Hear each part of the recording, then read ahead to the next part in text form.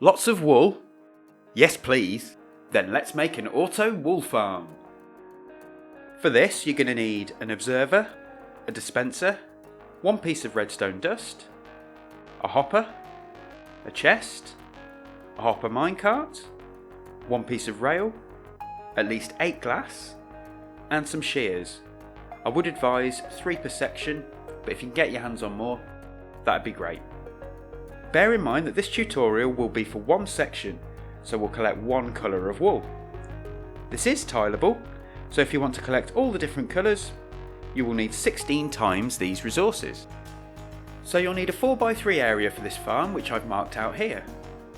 Start by digging down 3 blocks in front of it like this, as the collection chest will be underneath. Now pop down the chest, come to the back and crouch place the hopper going into it. Next, take your rail and crouch place this on top of the hopper. With the hopper minecart equipped, this can be placed onto the rail so that it picks up all of the wool from the block above. Using the dirt you will have collected from digging out this area, block in the hopper minecarts and put one of the glass blocks over the chest to stop the minecart from being able to move. We don't use dirt here as that would stop the chest from being able to be opened. Now come back to the surface and put the observer in this position here so that it is facing this grass block. I dug out this one behind to show you which way it should be facing, so I'll replace it and put the redstone dust just here. Next, moving to the front, the dispenser can be placed directly on top of the observer. Open up the interface and pop in the shears. Now build up a glass wall around the area to stop the sheep from getting out. For a bit of explanation, I'm going to hand you over now to our resident redstone expert, Professor Ed Stone. Thank you. Well, fundamentally, what happens here is that when the sheep eats the grass, the observer sees that the grass block has changed into a dirt block, firing a redstone pulse into the block behind it.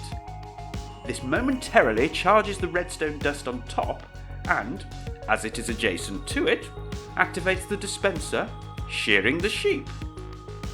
It's really rather simple. Anyway, you promised me cheese and wine. Yep, you'll get your cheese and wine when we finish this video. Do you fancy helping me round up the sheep to go into this contraption? Not right now. I've got experiments to do.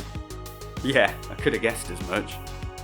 So guys, remember that sheep will follow you if you have wheat in your hand, which I would say is easier than trying to get them in here with a lead.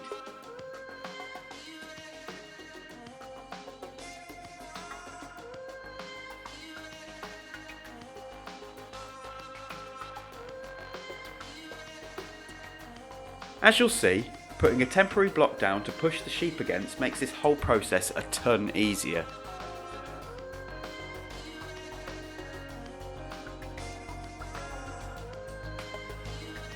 Once the sheep is in its new home, you will need to either shear it once by hand or activate the dispenser to begin the cycle. Remember that for the grass to regrow, it will need grass blocks around it. Also, keep an eye on the durability of the shears in the dispensers as they will eventually need to be replaced. How you choose to decorate your automatic wool farm is entirely up to you, but for a bit of inspiration, I thought I'd show you the wool farm I made in my survival world.